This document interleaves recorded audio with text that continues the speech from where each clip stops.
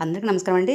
ఈరోజు నా వీడియో ద్వారా నేను చెప్తున్నవి ఇలాగే ఆలోచిస్తుంటామా, వాటికి ఇలా ఆలోచించి చూడండి, ఖచ్చితంగా బాగుంటుంది. ఆ సొల్యూషన్స్తోనే మీ ముందుకు వచ్చాను. నన్ను ఎవ్వరూ అర్థం చేసుకోరని అనిపిస్తుంది. అప్పుడు మీరు ఏం చేయాలి? ముందుగా మనమే మనల్ని అర్థం చేసుకోవాలి. అంతే, మనమే శాంతిని అనుభవిస్తాం. నాకు అసలు విలువ లేనట్టుంది అనిపిస్తుందా? మీరు ఆలోచించేదాన్ని మించి విలువైనవారు. మీలో ఉన్న ప్రేమే మీ గొప్పతనం. ఆమె కానీ అతను కానీ మారిపోయారనిపిస్తుందా? మన ఎదురుచూపు మారితే వాళ్ళ ప్రవర్తన కూడా మారుతుంది. మనం దగ్గరైన కొద్దీ ఎందుకు దూరంగా ఫీల్ అవుతున్నాం అనిపిస్తుందా?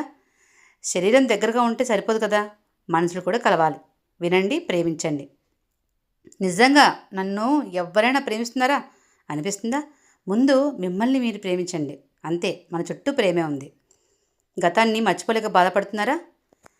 గడిచిన దాని విషయం నుండి భవిష్యత్తు వెలుగును వెలిగించాలి.